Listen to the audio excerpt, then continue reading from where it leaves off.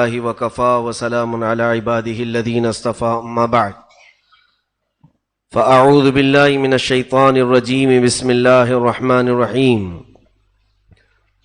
ألا إن أولياء الله لا خوف عليهم ولا هم يحزنون الذين آمنوا وكانوا يتقون صدق الله مولانا العظيم وبلغنا رسوله النبي الأمين المتين المختار الكريم ونحن على ذلك لمن الشاهدين والشاكرين والحمد لله رب العالمين۔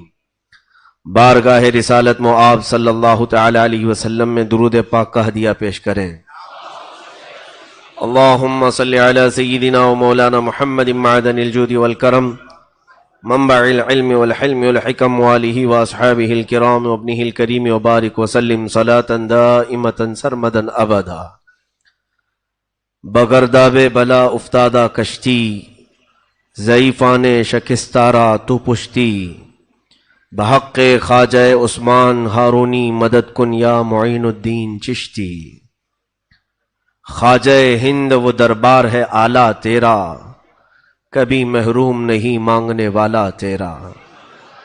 عزیزان گرامی وقار، آج ہم ہمارے سلطان، ہمارے بادشاہ کی بارگاہ میں خراج عقیدت پیش کرنے کے لیے حاضر آئے ہیں۔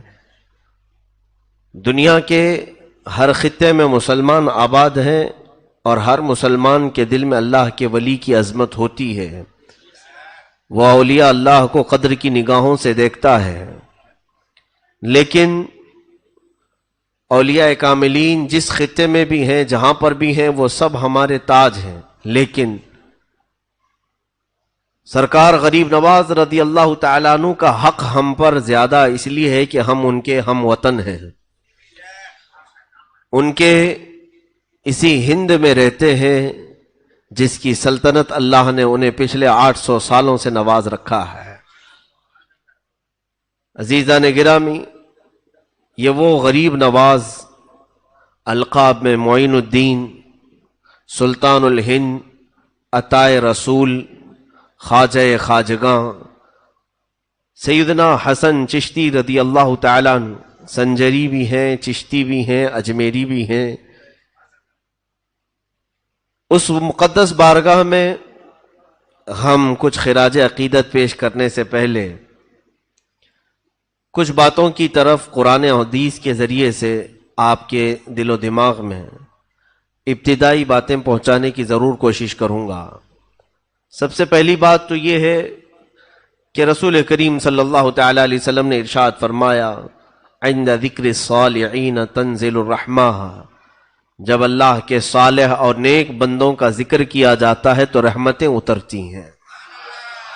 ان بزرگوں کا ذکر کرنا ہمارے مقدر میں آیا ہے اس لیے کہ ہم اللہ کی رحمت کے طلبگار ہیں۔ ذکر ان کا ہوتا ہے، رحمت اللہ اتارتا ہے، یہ حدیث پاک میں ہے۔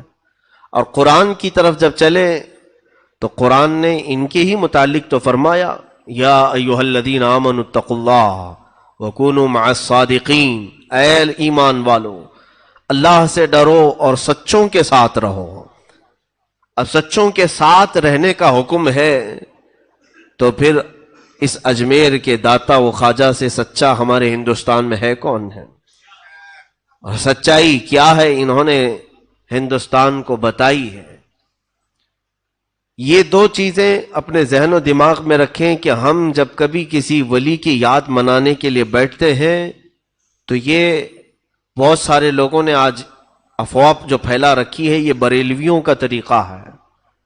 یہ بریلوی عرس منانے والے، اولیاء کی باتیں کرنے والے ہیں۔ کاش وہ اس بات کو سمجھ جاتے کہ یہ عقیدہ بریلی کا نہیں، قرآن کا ہے اور میرے مصطفیٰ کا ہے۔ قرآن نے کہا اولیاء کا ذکر کرو اور ان کے ساتھ رہو، اور قرآن تو یہ بھی کہتا ہے خبردار، اللہ کے ولیوں کو نہ کوئی خوف ہے نہ انہیں کوئی غم ہے۔ اور حدیث پاک میں میرے آقا صلی اللہ علیہ وسلم فرماتے ہیں جب جب ذکر کرو گے اللہ کی رحمتیں اتریں گی۔ اور رہی بات دشمنی کی تو سوچنا بھی مت، من عادى لی ولیا فقد آذنته بالحرب، اللہ رب العزت خود فرماتا ہے اے محبوب آپ فرما دیں جس نے میرے کسی ولی سے دشمنی کی میں اس کو اپنے ساتھ جنگ کرنے کا اعلان کرتا ہوں. آئے میرے ساتھ وہ جنگ کرے، مجھ سے لڑے.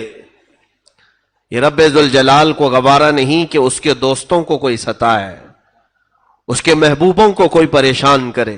ایک بات یاد رکھنا، اولیاء کاملین میں اکثر اولیاء تو بڑے جمالی رہے ہیں، بہت ہی صبر و تحمل والے رہے ہیں. کبھی انہوں نے پلٹ وار کسی پر نہیں کیا، نہ زبان سے نہ ہاتھ سے، اکثر اولیاء کاملین. لیکن ان کے کسی کو ہلاکت کی دعا نہ کرنے سے کوئی یہ نہ سمجھ لے کہ وہ انہیں ستا کر بچ جائے گا، بلکہ رب ذوالجلال کبھی ایسوں کو خالص چھوڑتا نہیں، بلکہ وہ انتقام حقیقی اس انداز سے لیتا ہے کہ قیامت تک آنے والوں کے لیے وہ شخص عبرت بن جاتا ہے. وہ شخص عبرت بن جاتا ہے.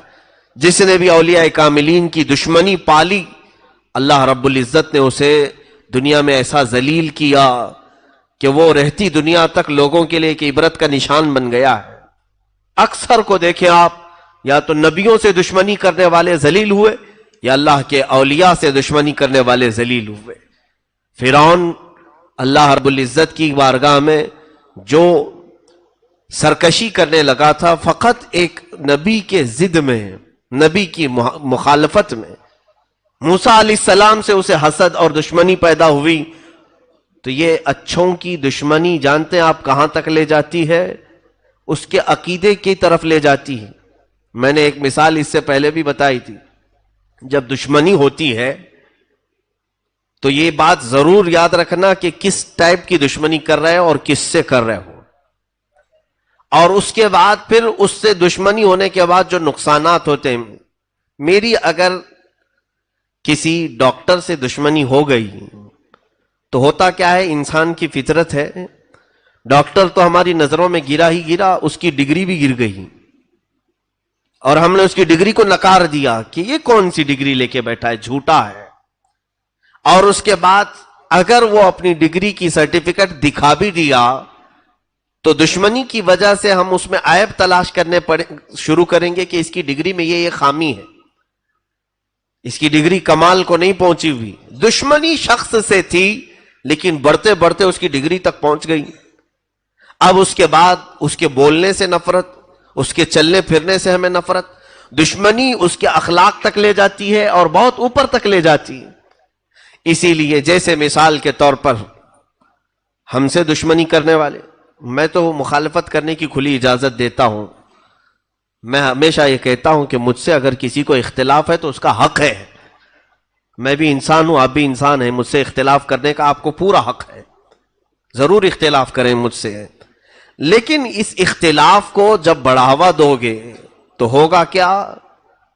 صرف آپ کا اختلاف اور آپ کی دشمنی مجھ سے نہیں رہ جائے گی، میری پڑھی ہوئی قرأت سے بھی دشمنی ہو جائے گی، میری بیان کی ہوئی حدیثوں سے بھی دشمنی کرنے لگ جائیں گے. ہمارے بیان کردہ تفسیر کو بھی تم ایک بار گمراہی کہہ دو گے اور خود کافر ہو جاؤ گے. یہ دشمنی ذات تک نہیں باقی رہتی بلکہ پھر اس کے کاموں تک بڑھ جاتی ہے. اسی لیے فرعون نے کیا کہا، موسیٰ اگر خدا تعالی مجھے خود بتا دیتا کہ میں تجھے پالتا ہوں تو میں مان لیتا، لیکن موسیٰ کا وہ خدا ہے اس لیے نہیں مانوں گا.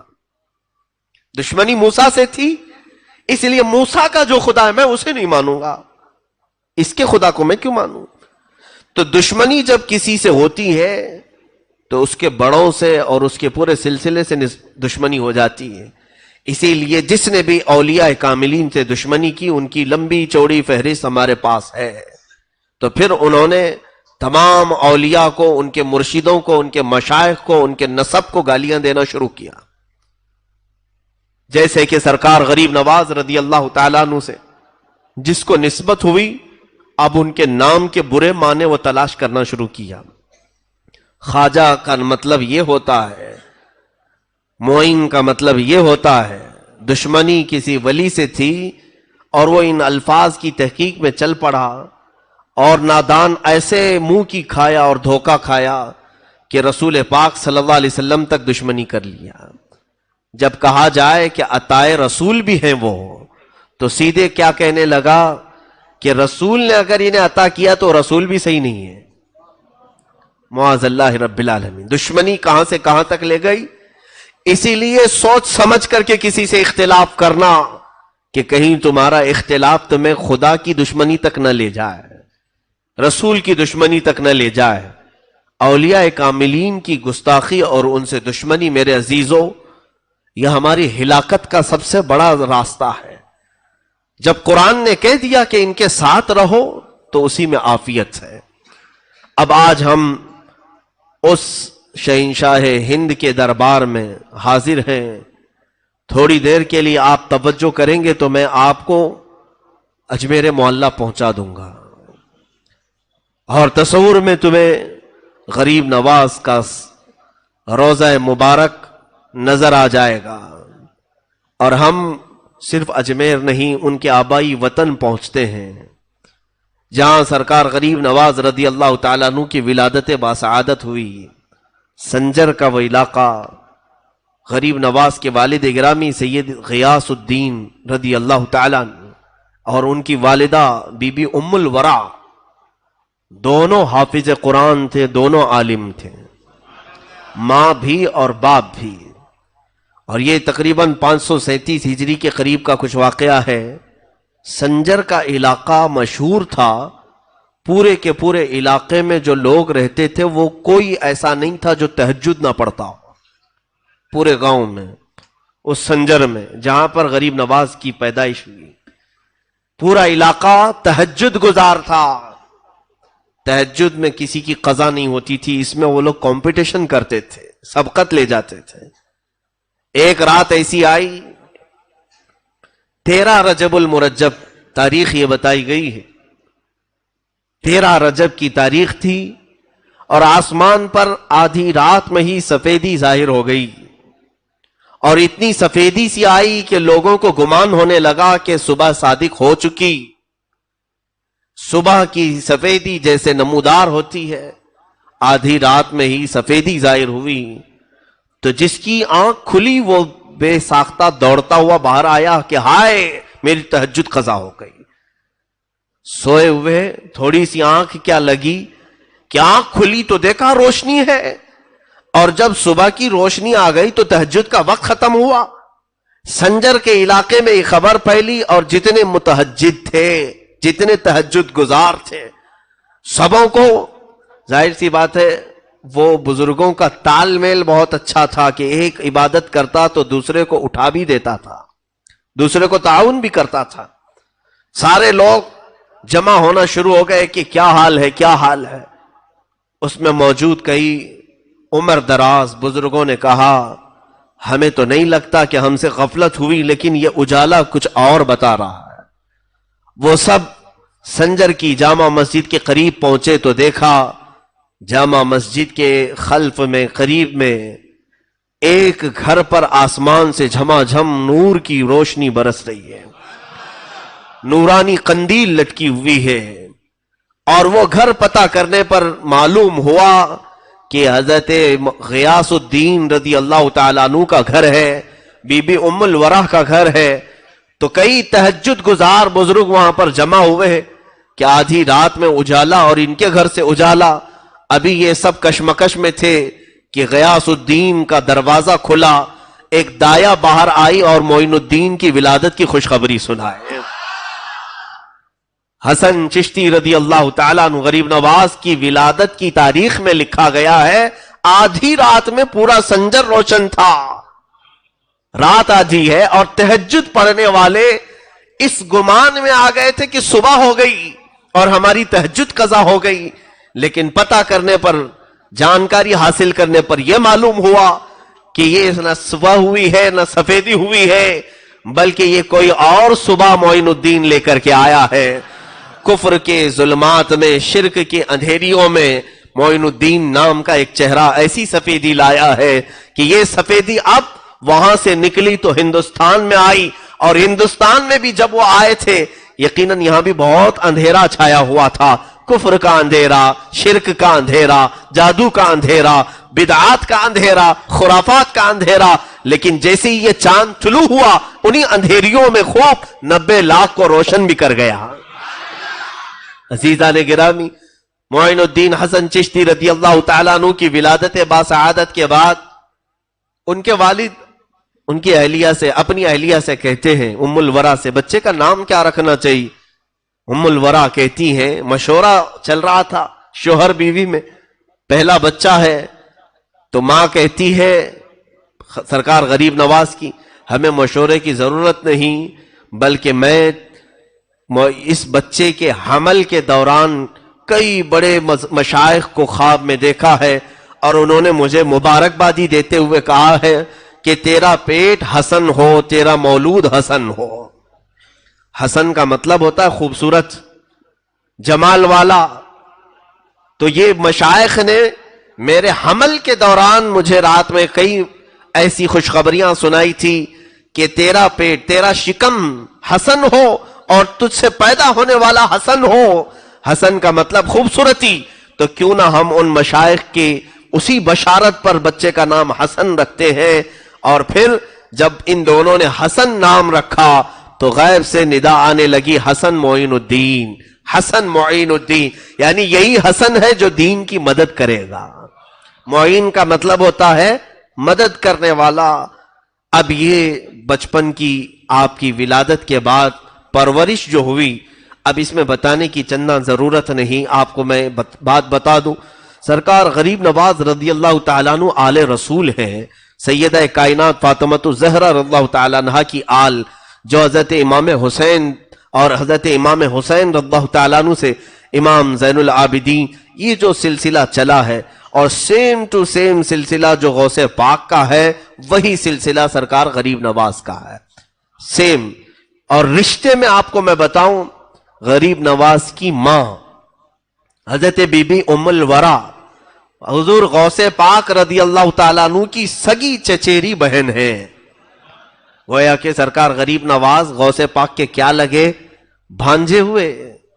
بی بی ام الورا غوث پاک کی بہن ہے، چچا کی بیٹی ہیں، اور حضرت غوث پاک کا جو حسینی سلسلہ ہے باپ سے، وہ حضرت خواجہ معین الدین کی ماں سے حسینی سلسلہ ہے، اور غوث پاک رضی اللہ تعالیٰ عنہ کا والدہ ماجدہ سے حسینی سلسلہ ہے، اور ان کا والدہ ماجدہ کا سلسلہ حسنی ہے۔ دونوں میں اتنی مشابہت ہے کہ وہ حسنی اور حسینی سید ہیں، اور یہ بھی حسنی اور حسینی سید ہیں، نجیب الطرفین ہیں۔ اب ایک اور روایت یہ ہے کہ سرکار دو عالم صلی اللہ تعالیٰ علیہ وسلم سے لے کر غریب نواز رضی اللہ تعالیٰ عنہ تک جتنے بھی آپ کے آبا و اجداد آئے، آپ کے والد، آپ کے دادا، آپ کے پردادا، لے کر کے حضور صلی اللہ علیہ وسلم تک، ان کے داداؤں میں جتنے بھی تھے سب کے سب عالم باعمل اور متقی پرہیزگار اللہ کے ولی گزرے، اس میں سے ایک بھی کوئی عام آدمی نہیں ہے، ہر ایک اپنے وقت کا قطب ہے۔ ظاہر سی بات ہے حضور پاک صلی اللہ تعالیٰ علیہ وسلم کی وہ امانت جس گھر میں قطبوں کے ذریعے سے، اقطاب کے ذریعے سے آئی ہو، تو پھر اس کی تربیت کس شان سے ہو رہی ہوگی۔ آپ بچپن میں ہی حافظ قرآن بنے۔ سرکار غریب نواز رضی اللہ تعالیٰ عنہ کا سب سے پسندیدہ مشغلہ قرآن کی تلاوت، کہیں پر بیٹھے قرآن پڑھتے تھے، گھر میں بیٹھے قرآن، باہر بیٹھے قرآن۔ ان کے والد جب آپ کی عمر مبارک 14 سال کی تھی، فرماتے ہیں معین الدین کو کہیں پر بھی کسی کام پر لگایا جائے وہ قرآن کی تلاوت میں رہتا اور کام خود بخود ہوتے رہتے تھے۔ ایسا کئی مرتبہ ہوا۔ اب غریب نواز رضی اللہ تعالیٰ عنہ کے والد ماجد جب ان کی عمر 14 سال کے قریب تھی، وصال پاک ہے، اور صرف ابھی 1.5 سال نہیں ہوا تھا کہ والدہ ماجدہ بھی وفات پا گئیں۔ آپ کی وراثت میں، باپ کی وراثت میں سرکار غریب نواز کو صرف ایک چھوٹا سا باغیچہ انگوروں کا اور کچھ پھلوں کا اور ایک پنچکی آئی، جس سے آپ اپنا گزر بسر فرما رہے تھے۔ اور حال یہ تھا کہ باغیچے میں غریب نواز رضی اللہ تعالیٰ عنہ خود اپنے ملفوظات میں فرماتے ہیں ان کا کام تھا قرآن کی تلاوت، اور اتنی مسحور آواز تھی، اتنی پیاری دلکش آواز تھی کہ چلنے والے راستے پر رک جایا کرتے تھے، حتیٰ کہ غیر مسلم بھی غریب نواز کی تلاوت سننے کے لیے کھڑے ہوتے تھے۔ قرآن پاک کی تلاوت اتنی شاندار انداز میں کرتے تھے، اور فرماتے ہیں کہ جب وہ باغیچے میں تلاوت کرتے رات کے وقت پورے باغیچے کی جھاڑو بھی لگ جاتی, جو پتے گرتے تھے وہ بھی ایک جگہ جمع ہو جاتے تھے. صبح آتے سارا کام پورا مکمل ہو چکا ہوتا. حضور غریب نواز رضی اللہ تعالیٰ عنہ نے فرمایا آخر میرا کام کرتا کون ہے؟ مجھے کسی دن باغیچے میں جھاڑو جھاڑنے کی ضرورت نہیں پیش آئی, اور روزانہ پتے گرتے ہیں درختوں کے, یہ کبھی جمانے کی نوبت نہیں آئی. یہ سوچ کر کے آپ نے ارادہ کر لیا کہ آج کی رات میں باغیچے میں ہی رکتا ہوں اور دیکھتا ہوں کہ جھاڑتا کون ہے. کوئی تو ہوگا جو میرے صبح آنے سے پہلے ہی جھاڑو لگاتا ہے اور پتے جمع کر کے رکھتا ہے. رات کا آخری پہر تھا, صبح صادق سے پہلے اچانک باغیچے میں ہلچل شروع ہوئی. جھاڑو جھاڑنے کی آوازیں اور پتے جمع کرنے کی آوازیں, ڈالیں ٹوٹ رہی ہیں جو سوکھی ہوئی اور ایک جگہ جا کے جمع ہو رہی, لیکن نظر کوئی نہیں آ رہا ہے. یہ کام ہونے لگا تو سرکار غریب نواز رضی اللہ تعالیٰ بیدار تھے, جاگ رہے تھے. آپ قریب چلتے ہوئے آئے, توجہ چاہتا ہوں. آپ نے آواز دی کہ جو کوئی بھی ہے دوست کو دوست سے پردہ نہیں کرنا چاہیے.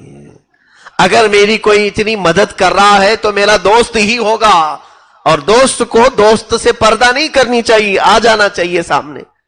جیسے ہی آپ نے آواز لگائی اچانک 6 لوگ وہاں پر نمودار ہوئے. 6 ایسے بزرگ تھے, ان کی حیت شکلیں بہت ہی اعلیٰ قسم کی اور بہت ہی اونچی. سرکار غریب نواز نے پہلی مرتبہ انہیں دیکھا, پوچھا آپ حضرات ہیں کون؟ تو انہوں نے کہا ہم سب جنات ہیں. جنات ہیں. ان کی عمریں کئی 100 سال کی تھیں. کہا کہ بچپن سے آپ اپنے والد کے ساتھ اس باغیچے میں آتے ہیں اور آپ قرآن کی تلاوت کرتے ہیں, تو ہم آپ کا قرآن کا تلاوت کرنا برسوں سے سن رہے ہیں, اور آپ کا سن کر کے ہمارا قرآن صحیح ہو گیا ہے. ہم قرآن پڑھنے میں تجوید میں غلطیاں کرتے تھے, جب سے آپ کی تلاوت قرآن ہم نے اس باغیچے میں سنی, ہماری تلاوت صحیح ہوئی, ہماری تجوید صحیح ہوئی. اس اعتبار سے آپ ہمارے استاد ہوتے ہیں. استاد کا اتنا ادب و احترام تو کرنے کے حق ہمیں بنتا ہے. آپ کے باغیچے کی اگر ہم رکھوالی نہ کریں تو پھر کون کرے؟ ہم آپ کے شاگرد ہیں قرآن کی تلاوت کے اعتبار سے. اس طرح سے یہ بچپن کے حالات ہیں سرکار غریب نواز کے. لیکن کوئی چیز آپ کو غرور اور تکبر میں کبھی مبتلا نہیں کی. جسے کوئی جن آ کر کے کہہ رہا ہو کہ تمہارے کام میں کر دیا کروں گا, وہ پھر فخر سے کیا کیا سوچ لے گا, اب تو جنات میرے قبضے میں ہے, ڈراؤں سب کو. جس کے پاس ہے نہیں وہ جھوٹا بابا آ کر کے لوگوں کو کہتا ہے جنات ہے میرے پاس, جنات ہے ہمارے پاس. عجیب و غریب بات ہے, سرکار غریب نواز رضی اللہ تعالیٰ عنہ کے سامنے ان کے ہزاروں مریدین جنات میں تھے, لیکن کبھی غرور نہیں آیا, کبھی تکبر نہیں آیا. اور پوری زندگی پاک میں کبھی آپ نے جنات کی مدد نہیں لی. یہ ثابت کرنے کے لیے کہ جنات کو اللہ نے انسانوں کے بعد کا مرتبہ دیا ہے, تو اللہ نے جب تمہیں اشرف المخلوقات بنایا ہے تو تم سے جو ادنا ہے ان سے کیوں خدمت لو؟ اپنی حیثیت وہ بناؤ کہ جنات خود تمہاری مدد کے لیے حاضر ہو جائیں. اور وہ سرکار غریب نواز رضی اللہ تعالیٰ عنہ نے توجہ کی نظر بھی نہیں فرمائی ان کے اوپر. کہا ٹھیک ہے جاؤ اپنے کام میں لگے رہو. 2-4 دن گزرے تھے کہ آپ کی عادات جو خصلتیں سیرت نگاروں نے لکھی ہے, بڑی پیاری عادتیں ہیں. کئی ایسے اخلاق جس کو کہا گیا ہے تخلقوا باخلاق اللہ, اللہ کے اخلاق میں اپنے آپ کو ڈھال لو. اللہ کے اخلاق کیا ہیں؟ اخلاق کا لفظ یہ حدیث پاک میں یہ آیا ہے کہ رب تبارک و تعالی جن چیزوں کو پسند فرماتا ہے ان چیزوں کو ڈھال لو اپنی زندگی میں. حضرت معین الدین حسن چشتی غریب نواز رضی اللہ تعالیٰ عنہ کی عادتوں میں بچپن سے غریب نوازی رہی ہے, چھوٹی عمر سے ہی. یہاں تک کہ چھوٹی عمر میں جب آپ کی ولادت ہوئی اس وقت سے لوگوں نے دیکھا ہے کہ آپ کی غریب نوازی کیسی ہے. ایک دن باغیچے میں کام کر کے تھک کر بیٹھے تھے کہ ایک کوئی بزرگ آئے, آ کر کے انہوں نے پوچھا کہ کچھ کھانے کو ملے گا. جلدی سے اس درویش کو بٹھایا, مدد کرنا آپ کی فطرت میں تھا.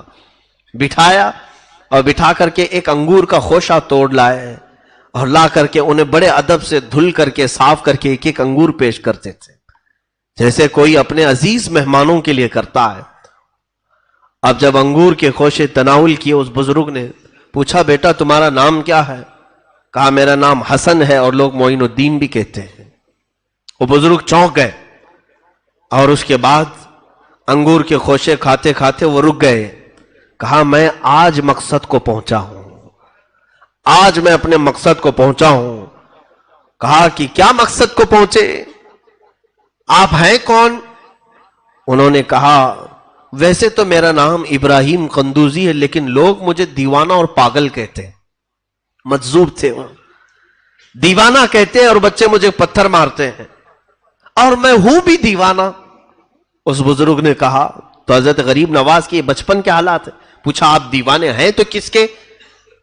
تو حضرت ابراہیم قندوزی جو آئے تھے مجذوب، انہوں نے کہا میں حاجی شریف زندانی میرے مرشد کا دیوانہ ہوں، اور انہوں نے مجھے دیوانگی کی حد تک پلایا ہے اور چھوڑ دیا، اور مجھے ایک روٹی دی تھی، اور اس روٹی کو یہ کہہ کر کے مجھے دیا تھا کہ جب تم اس مقام پر پہنچو جب تمہیں ساتوں عرش بغیر کسی تکلف کے نظر آنے لگیں تو آدھی روٹی کھانا، یا آدھی روٹی کھا لینا، اور آدھی روٹی اپنے پاس رکھنا۔ ایک بچہ آئے گا معین الدین حسن نام کا، یہ اس کی امانت رہے گی۔ میں اس آدھی روٹی کو پچھلے 30 سالوں سے سنبھال کر رکھا ہوں۔ آدھی روٹی کو، نہ روٹی سوکھتی ہے نہ سڑتی ہے، میری جھولی میں ایسی ہے۔ وہ روٹی اٹھائی، حضرت غریب نواز کو دیا کہ یہ آپ کی امانت ہے، اور اس کے بعد وہ اچھل کود کرتے رہے جیسے دیوانے کرتے ہیں، کپڑے پھاڑتے رہے اور بال اچھالتے رہے اور چلے گئے، غائب ہو گئے۔ حضرت سرکار غریب نواز ان کو پوچھ رہے تھے کہ حاجی شریف زندانی ہے کون جنہوں نے روٹی بھیجی ہے؟ یہ چشتی سلسلہ ہے کیا؟ حضرت ابراہیم قندوزی اچھل کود کرتے ہوئے کہے تو اسی لیے بنا ہے، تجھے سب پتا ہو جائے گا، تو اسی کام کے لیے پیدا کیا گیا ہے، تجھے سب معلوم ہو جائے گا، اب مجھے بتانے کی ضرورت نہیں، غائب ہو گئے۔ وہ آدھی روٹی کھانے کے بعد جو غریب نواز کی زندگی پلٹی ہے، اب دنیا سے رغبت ہی ختم ہو گئی، نہ انگور کے باغیچے میں دل لگتا تھا نہ پنچکی میں۔ اب تک تو قرآن کی تلاوت کرتے ہی رہتے تھے، لیکن اب بے قراری اتنی بڑی، آپ نے سوچا کہ اس دنیا فانی میں رکھا کچھ نہیں ہے، میں رب تبارک و تعالیٰ کے قریب بڑھنے کے لیے کسی شیخ کامل کی طرف چلتا ہوں، علم دنیاوی، علم ظاہری، علم شریعت مصطفیٰ صلی اللہ علیہ وسلم، علم باطنی، یہ تمام علوم کے لیے میں نکلتا ہوں۔ وہ 14 سال کی عمر ہے، اس وقت یہ باغیچہ پورا آپ نے بیچ دیا، پنچکی بھی بیچ دیا، اور جو مال ملا وہ سب فقراء اور مساکین میں تقسیم کیا، تھوڑا سا اپنے کھانے کے لیے اور سفر کے لیے رکھا اور نکل پڑے۔ کچھ لوگوں سے پوچھا علماء کا مرکز کہاں ہے، اقطاب اولیاء کہاں رہتے ہیں؟ کچھ لوگوں نے بغداد کا نام لیا، کچھ لوگوں نے سمرقند کہا، کچھ لوگوں نے بخارا کہا، کچھ لوگوں نے نیشاپور کہا۔ یہ بڑے بڑے، ظاہر سی بات ہے اگر آج ہم سے آپ پوچھیں گے کہاں علم کا مرکز ہے تو ہم بھی 2-3 چیزیں بتا دیں یا کوئی اور بتا دے۔ غریب نواز کو جب اولیاء کاملین کے مرکز کے بارے میں یہ تمام شہروں کا ایڈریس بتایا گیا، آپ نکل پڑے۔ آپ نے ارادہ کیا سب سے پہلے میں بغداد چلتا ہوں۔ بغداد کے سفر پر نکلے، کیسے؟ اسی سنجر سے جب نکلے تو کچھ بھی نہیں تھا، گھر بھی نہیں، کوئی چیز نہیں۔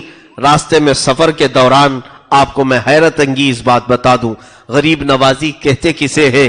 آپ بیچ راستے میں پہنچے تو ایک ایسا ویرانہ تھا، بہت دور تک جنگل اور بیابان، جہاں ہو کا عالم طاری ہے، کوئی بھی نظر نہیں آتا۔ 2 لوگوں کو دیکھا گدڑی میں بیٹھے ہوئے ہیں، لیکن تھے وہ ڈاکو، وہاں بھیس بدل کر کے بیٹھتے تھے، روز آنے جانے والوں کو رو دھو کر کے یا کسی طرح ڈاکہ ڈال کر کے مال حاصل کرتے تھے۔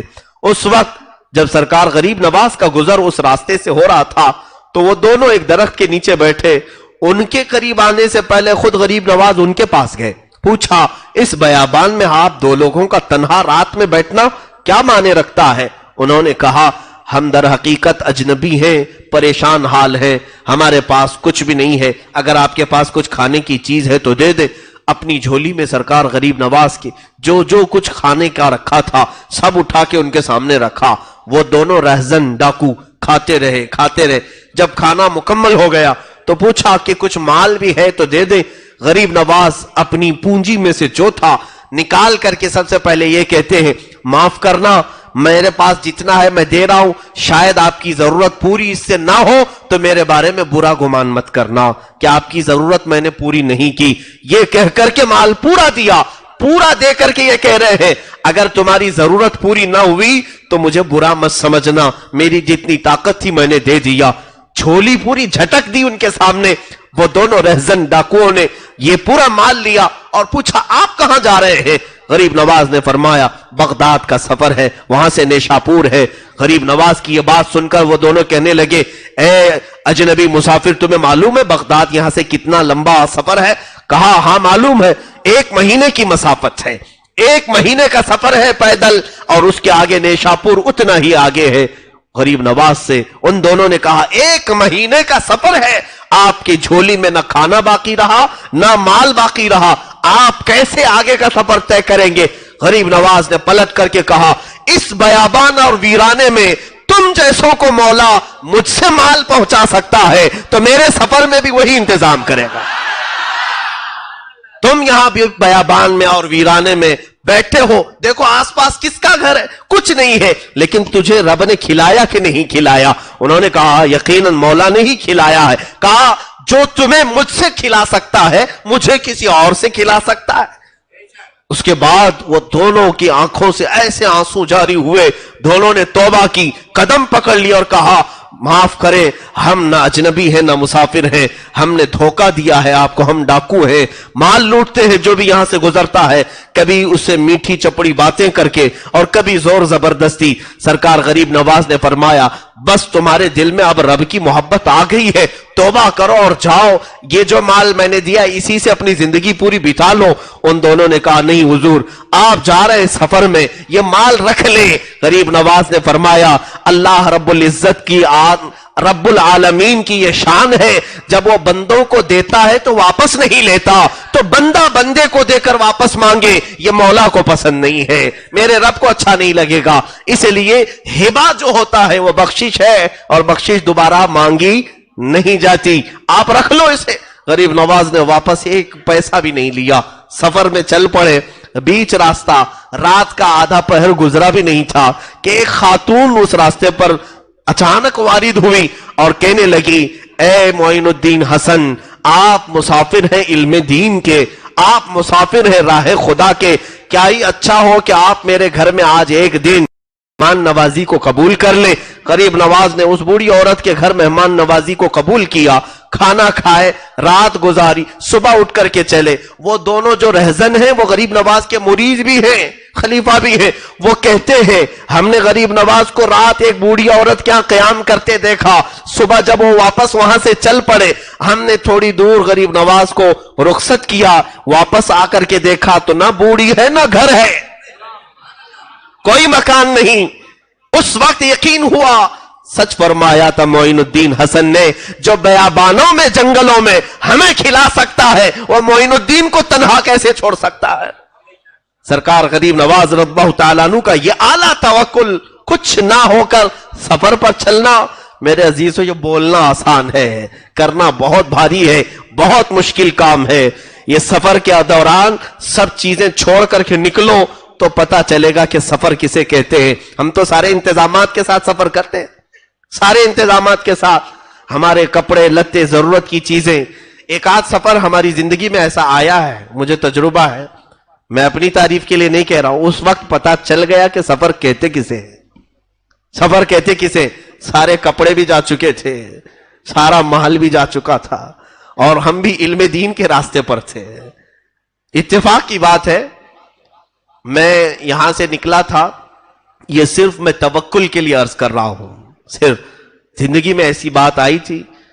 میرا ارادہ جب ہوا تحقیق فی الفقہ، فقہ کی تعلیم حاصل کرنے کے لیے بریلی معلیٰ ہمارے مرشد گرامی کی بارگاہ میں جانے کے لیے، میں دبئی سے تراویح پڑھا کر کے آیا تھا، اور اس وقت ابھی ہماری تعلیم کا سلسلہ جاری بھی تھا، میں بھی تعلیم کمپلیٹ ختم نہیں کیا تھا، جاری بھی تھا، لیکن بیچ میں جو رمضان آتا تو تراویح پڑھاتے، اور اچھے عمدہ کپڑے وہ ایک پہلے سے چلا ہے، سارے کپڑے جمع کر کے ایک بڑے سوٹ کیس میں رکھے، اور پھر میری لکھی ہوئی کچھ کتابیں بھی تھیں جو میں نے عربی سے اردو میں ٹرانسلیٹ کیا تھا، اور کافی اچھی خاصی رقم بھی تھی، اور یہ سب چیزیں لے کر کے جب میں پہنچا تھا تو رات کا وقت تھا، اسٹیشن پر مجھے یاد ہے 4 بجے کے قریب ٹرین پہنچی تھی۔ ہمارے برادر مکرم اور میرے استاد نے کہا بھی تھا کہ بریلی کا اسٹیشن آبادی سے کافی دور ہے، رات میں اگر پہنچو تو باہر مت نکلنا، صبح ہونے کا انتظار کرو، اس لیے کہ ڈکیتی بہت زیادہ ہوتی، وہاں پر بھی ایسے حالات تھے۔ تو اسی انتظام، ٹھنڈیوں کے دن تھے، اسٹیشن پر پلیٹ فارم پر بیٹھا رہا، اور پورا سوٹ کے ساری چیزیں میری ساتھ میں تھیں، ٹھنڈی بہت زیادہ لگ رہی تھی، 4 بجے روشنی نہیں آتی، ایک چادر نکالا اور اوڑھ کر کے بیٹھا ایک کٹے پر، اترنے والے سارے مسافر چلے گئے، ہم اکیلے بیٹھے رہے۔ بیٹھنے کے بعد تھوڑی دیر کے بعد جو ٹھنڈی میں چادر نے گرم کیا، جھپکی لگی جاتی ہے، اونگ آئی، آنکھ بند ہوئی، بیٹھے بیٹھے گھٹنوں میں سر رکھ کر کے، تھوڑی دیر کے بعد سر جھٹکا اور جھنجلا کر کے اٹھا تو دیکھا نہ بیگ ہے نہ سوٹ کیس ہے، کچھ بھی نہیں۔ دیوانوں کی طرح ادھر سے ادھر دوڑتا رہا، میں بھی طالب علم تھا، اسٹوڈنٹ تھا، پورے پلیٹ فارم پر کہیں کوئی نظر نہیں آ رہا ہے۔ پولیس سے جا کر کے کہا، جو بیٹھے تھے ڈیوٹی پر ان کو ہم سے زیادہ اونگ لگی ہوئی تھی، ہلا کر کے جب اٹھایا تو دل نے یہی کہا کہ مجھ سے زیادہ تو یہ سو رہے ہیں، میرا بیگ یہ کیا دیکھیں گے۔ ویسے بھی انہوں نے مایوس کن جواب دیا اور واپس پلٹ آئے، دل کھٹا ہو گیا تھا، یہ تو ابتدا ہے، یہاں آنے میں سارا لٹ گیا۔ اب میرے خیال سے یہ اچھا شگون نہیں ہے، لوگ تو یہی سوچتے ہیں، پہلی راستے پر اگر کچھ ہو جائے تو سوچتے ہیں شاید اچھا راستہ نہیں ہوگا۔ اس وقت خیالات عجیب عجیب طرح کے آنے لگے۔ اب یہ سفر میں ہے، کوئی جانکار پہچان کا نہیں تھا، ایسی نوبت تھی کہ اسٹیشن سے مزار اعلیٰ حضرت پر جانے کے لیے اب جو کچھ بھی رقم تھی وہ ایک آٹو کو دینے کے برابر کی تھی، رکشے والے کو دینے کے برابر۔ خیر ہم نے یہ سوچا کہ واپسی کا ارادہ کرتے ہیں، یہ ہمارے لیے شاید شہر راس نہیں آئے گا، واپسی کا ارادہ کر رہے تھے کہ وہاں سے واپس آ جاتے ہیں، دوسری جگہ دیکھ لیں گے، تعلیم بعد میں۔ سارا تو لٹ گیا، پورے کپڑے، پورا مال، میری لکھی ہوئی کتابیں، کئی طرح کی الگ خوشبوئیں، سب چلی گئی تھی۔ دل میں قلق ہوتا ہے، واپسی کا ارادہ کیا تو اسی وقت دل میں یہ خیال آیا، اتنی دور اتنے مقدس شہر میں آئے ہیں تو اعلیٰ حضرت کی بارگاہ میں زیارت تو کم سے کم کر لوں، فاتحہ پڑھ لوں اور اس کے بعد واپس چلا جاؤں۔ اب پڑھنا نہیں تھا، زیارت کے لیے صبح کی گھڑی تھی، اذان ہو چکی اور غالباً نماز ہوئی تھی۔ میں فجر کی نماز مسجد میں پڑھا اور مزار پاک پہ حاضری کے لیے گیا تو ایک قاری صاحب خوش الہان اچھی آواز کے وہاں گنگنا رہے تھے۔ اکثر ایسا ہوتا ہے مزار اعلیٰ حضرت پر اعلیٰ حضرت کی نعتیں پڑھی جاتی رہتی صبح شام۔ میں جس وقت حاضری کے لیے گیا تھا قاری صاحب نعت پڑھ رہے تھے، سونا جنگل رات اندھیری چھائی بدلی کالی ہے، سونے والوں جاگتے رہیو چوروں کی رکھوالی ہے، سونا پاس ہے سونا بن ہے سونا زہر ہے، اٹھ پیارے تو کہتا ہے میٹھی نیند ہے تیری متھی نرالی ہے۔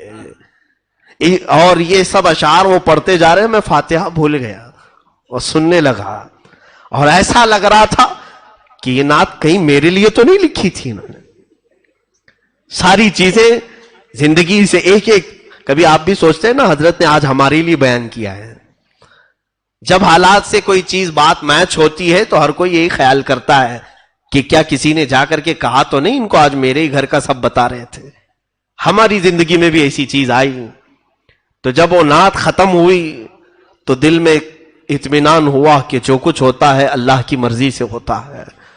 دل میں ایک ڈھارس بندھی اور اس کے بعد اس کے بعد جو حالات ہیں وہ مجھے زیادہ ڈسکس کرنے کی ضرورت نہیں. اتنی سی بات ہے, میرا ٹیسٹ تھا, امتحان تھا, میلے کپڑے سفر کے, انہی کپڑوں میں جا کر امتحان کے لیے بیٹھا اور کسی سے کہنے کی کوئی جرت بھی نہیں تھی, ہمت بھی نہیں تھی.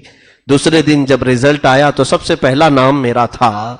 تو اب سوچا کہ اب یہ سب سے پہلا نام. کئی مدارس کے طلبہ وہاں پر ٹیسٹ کے لیے آئے تھے, ہر دارالعلوم کے لوگ ٹیسٹ کے لیے آتے ہیں. کئی 100 میں سے ان کو صرف 5 لوگوں کو چننا تھا, 7 لوگوں کو چننا تھا. نام جب آیا اسی وقت مجھے بلائے ہمارے ایک استاذ گرامی, کہا کہ میلے کپڑے یہ ساری چیزیں, مجھے ایسا لگتا ہے کہ تمہارے سفر میں تمہارے ساتھ کچھ دھوکا ہوا ہے. میں نے کہا نہیں. انہوں نے خود پکڑ کر کے مجھے شہر لایا اور شہر لے جا کر کے انہوں نے کپڑے دلائے, پورا سارا سامان دلا کر خود لے کر کے آئے.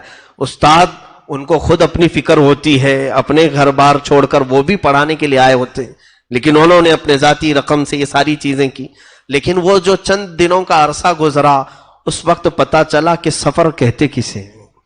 سفر اس لیے کہ حدیث پاک میں السفر کالسقر, سفر جہنم کے راستوں میں سے ایک راستہ ہے. تکلیف اس میں ہوگی, لیکن ابھی ہم بہت ساری انتظامات, بہت سارے اسباب کے ساتھ چلتے ہیں تو احساس نہیں ہوتا. اے سی میں چلتے ہیں اور بہت شارٹ سفر ہو گیا ہے تو پتہ نہیں چل پاتا, ورنہ سفر تو سفر ہے, اور وہ بھی جب مال کچھ بھی نہ ہو. اور اسی سفر کے متعلق میرے آقا صلی اللہ علیہ وسلم نے فرمایا, کن عابدی سبیلا فی الدنیا کأنک غریب. اے بندے تو دنیا میں مسافر کی طرح جی, ایسا جیو جیسے کہ تم مسافر ہو. اس لیے کہ مسافر بہت سامان نہیں لیتا, سب چھوڑ کر جاتا ہے. اور سرکار غریب نواز رضی اللہ تعالیٰ عنہ نے اس حدیث پر عمل کر کے دکھایا, عمل کر کے ایسے دکھایا کہ سب کچھ چھوڑا اور پوری زندگی سفر کی حالت میں رہے. پوری زندگی مسافر جیسا رہتا ہے ویسی رہے. جو آپ نے سارا سامان بیچ دیا تھا, رقم بیچی, پھر ان کے راستے میں کون کھلاتا ہے, کسی کو کوئی فکر کرنے کی ضرورت نہیں ہوتی. آپ اس طرح سے بغداد مقدس جب پہنچے تو سرکار غوث پاک سے آپ کی ملاقات بھی ہوئی, اور روایات میں ہے کہ تقریباً 57 دن تک سرکار غریب نواز غوث پاک کے ساتھ ایک ہی حجرے میں بیٹھے رہے, ایک ہی حجرے میں. اور غوث پاک رضی اللہ تعالیٰ عنہ نے باہر نکل کر کے اپنے مریدین سے کہا, اے لوگوں اسے جانتے ہو, یہ جس علاقے سے آیا ہے وہاں سب علاقے کا یہ مقتدا ہوگا. مقتدا کہتے ہیں لیڈر کو, راجا کو, آج بھی اسی لیے لوگ راجا کہہ رہے ہیں, اسی لیے کہتے ہیں. غریب نواز کو غوث پاک نے فرمایا تھا یہ جس علاقے سے آیا ہے اس علاقے کا مقتدا ہوگا, لیڈر ہوگا. اور ایسا مقتدا انہیں بنایا گیا ہے کہ زمانے گزرتے گئے لیکن وہ مقتدائی اور وہ لیڈرشپ کبھی ختم نہیں ہوتی, وہ سلطنت اور حکومت ختم نہیں ہوتی. سرکار غریب نواز رضی اللہ تعالیٰ عنہ وہاں سے نکل کر پھر نیشاپور پہنچے. وہاں پر کچھ لوگ آئے اور ان سے بزرگوں کے بارے میں بات چیت کر رہے تھے. تو ایک بزرگ کا نام انہوں نے لیا کہ یہاں پر ایک بزرگ ہے حاجی شریف زندانی. جیسے ہی نام سنا اچھل پڑے, یہ کہاں رہتے ہیں؟ کہا بس نیشاپور سے 8 میل دور ہے. لیکن ان سے ملنے سے پہلے آپ حضرت خواجہ عثمان ہارونی سے ملے. کہا وہ کہاں رہتے ہیں؟ کہا وہ مدینہ طیبہ میں رہتے ہیں. اس لیے کہ خواجہ شریف زندانی اب کسی کو ملتے نہیں, وہ اندر ہو چکے ہیں. زندانی کہتے ہیں قیدی کو, قیدی کو. حاجی شریف رحمت اللہ تعالی علیہ پوری زندگی اپنے آپ کو قید خانے میں رکھ دیا تھا, قید خانہ جیسا ہوتا ہے. ان کو زندانی کہتے ہیں, قیدی کی طرح رہے. اس لیے کہ میرے آقا نے حدیث میں فرمایا دنیا سجن للمؤمنین و جنت للکافرین, دنیا مومن کے لیے قید خانہ ہے. تو یہ اولیاء ایک ایک حدیث کو لیتے تھے اور اس پر عمل کر کے دکھاتے تھے, قیدی بن کر کے رہے. سرکار غریب نواز رضی اللہ تعالیٰ عنہ وہاں سے مدینہ طیبہ پہنچے. مدینہ طیبہ میں خواجہ عثمان ہارونی کا بول بالا تھا. اس وقت وہ بڑے شیخوں میں گنے جاتے تھے. ایک مقام پر آپ درس دے رہے تھے خواجہ عثمان ہارونی. حضرت خواجہ غریب نواز رضی اللہ تعالیٰ عنہ اس حجرے میں داخل ہوئے اور کونے میں بیٹھ گئے. وہاں بڑے بڑے مشائخ بیٹھے ہوئے تھے جو ان کی تربیت میں تھے. خواجہ عثمان ہارونی آنکھ بند کر کے وہ بیان کرتے تھے، وہ توحید پر بیان کر رہے تھے، اچانک آنکھ کھولی اور کہا گلستان توحید کا کوئی چمکتا ہوا ستارہ مجھے میری محفل میں دکھ رہا ہے، توحید کا کوئی علمبردار میری محفل میں مجھے نظر آ رہا ہے۔ آنکھ کھولی اور محفل سے اٹھے اور اس کونے پر جا کر غریب نواز کا ہاتھ پکڑ کر اٹھایا اور کہا مرحبا مرحبا، آؤ ہماری گدی پر بیٹھو۔ اجنبی تھے غریب نواز، انہیں پکڑ کر کے لائے۔ یہی تو ہم کہتے ہیں کہ اولیاء کاملین صرف ظاہر کو نہیں دلوں تک کو دیکھتے ہیں، ان کی نگاہیں اندر تک کو دیکھتی ہیں۔ حضرت خواجہ غریب نواز کو لایا اور اپنی گدی پر جب بٹھانا چاہے تو آپ کا جسم کانپنے لگا۔ حضرت خواجہ عثمان ہارونی نے کہا کہ تم میں نے جو بیان کیا ہے اس ادھورے بیان کو مکمل کرو۔ توحید پر بیان کر رہے تھے، حضرت خواجہ غریب نواز ان کے سامنے ہی کھڑے ہوئے اور باقی توحید پر جب بیان کرنے لگے۔ اللہ اکبر۔ روایت میں ہے کہ جتنے اس مجمع میں بیٹھے تھے مشائخ، سب کے سب وجد میں رب العالمین کی بارگاہ میں مہ ہو کر اپنے کپڑے پھاڑنے لگے ہیں حضرت خواجہ غریب نواز کے بیان پر۔ تب آپ نے حضرت خواجہ عثمان ہارونی رضی اللہ تعالیٰ عنہ نے کہا کہ اب میری زندگی کا اختتام آ چکا ہے، جس کا انتظار مجھے تھا وہ پہنچ چکا ہے، جس کی امانت میں پاس تھی وہ سپرد کرنے کا وقت قریب آ چکا ہے۔ اب حضرت خواجہ غریب نواز رضی اللہ تعالیٰ عنہ کو اپنی گدی کے قریب بلاتے ہیں اور پوچھتے ہیں بیٹا معین الدین آسمان کی طرف دیکھو کیا دکھتا ہے؟ کہا آسمان دکھ رہا ہے۔ زمین کی طرف؟ کہا زمین دکھ رہی ہے۔ کہا جاؤ اور 1000 بار درود پڑھو، 1000 بار استغفار، 1000 بار قل هو اللہ، یہ پڑھایا اور کچھ وظیفے پڑھائے، یا قاضی الحاجات، یا شافع یا دافع البلیات، یا کافی المہمات۔ پڑھانے کے بعد غریب نواز کو پھر بلایا۔ اب اپنی انگلیاں خواجہ عثمان ہارونی نے غریب نواز کی پیشانی پر رکھا اور پوچھا اوپر دیکھو کیا دکھتا ہے؟ کہا غریب نواز نے یا خواجہ عثمان ہارونی مجھے عرش خدا تک دکھ رہا ہے، پہلا، دوسرا، تیسرا، چوتھا، پانچواں، چھٹا، ساتواں آسمان اور سدرۃ المنتہا عرش خدا نظر آ رہا ہے۔ زمین پر دیکھو کیا دکھتا ہے؟ کہا زمین کے 7 طبق اور تحت الثری تک مجھے نظر آتا ہے، جو زمین کا سب سے نچلا حصہ ہے۔ تو اس پیر کامل نے مرید کامل کو صرف 2 انگلیوں کے درمیان سے پوری منازل طے کرا دیا۔ اور اس کے بعد ایک 4 تر کی ٹوپی ہوتی تھی سلسلہ چشتیہ میں۔ اب تو سلسلہ چشتیہ کے وہ بزرگ ہیں کہاں؟ ہوں گے، یقیناً ہوں گے، لیکن آپ مجاوروں کو سلسلہ چشتیہ کے بزرگ مت سمجھ لینا۔ مجاور الگ چیز ہے، بزرگ الگ چیز ہے۔ مجاور کہتے ہیں آس پاس رہنے والے کو، یعنی جو بھی آس پاس رہتے ہیں، ابھی جیسے آپ سب میرے مجاور ہیں، میں آپ کا مجاور ہوں،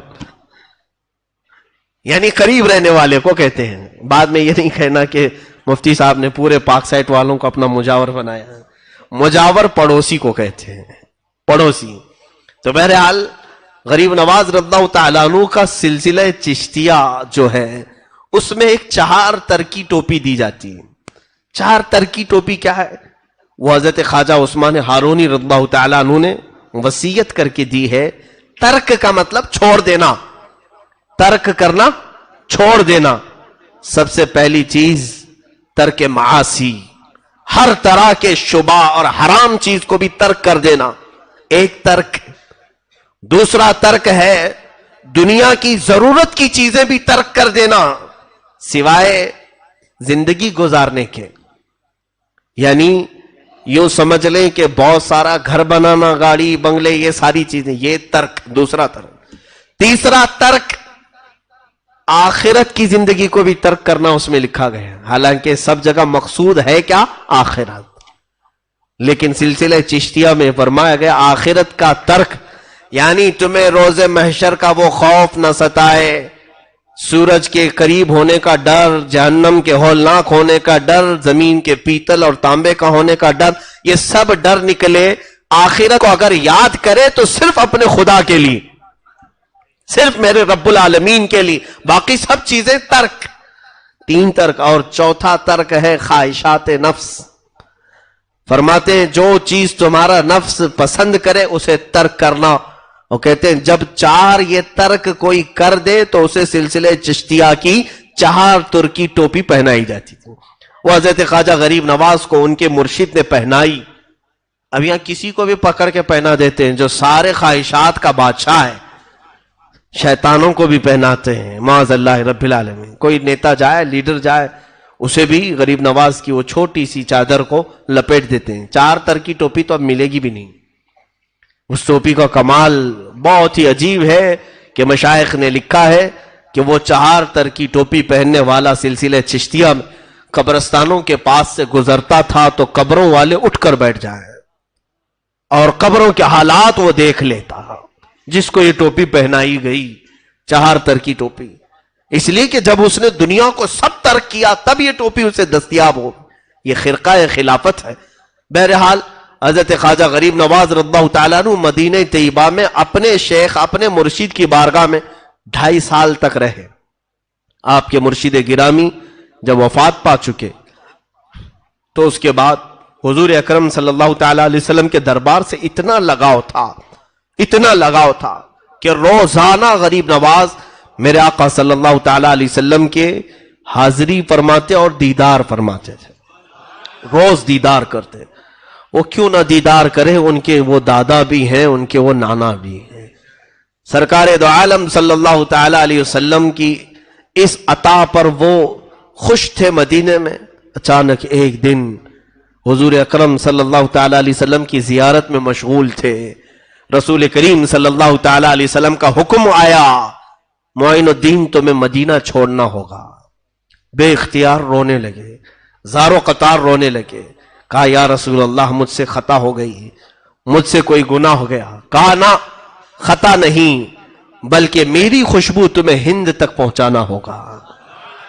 حضور صلی اللہ تعالیٰ علیہ وسلم نے جب سرکار غریب نواز کو ان کے خواب میں یہ بشارت دی تو ہندوستان سرکار غریب نواز اس وقت آئے بھی نہیں تھے.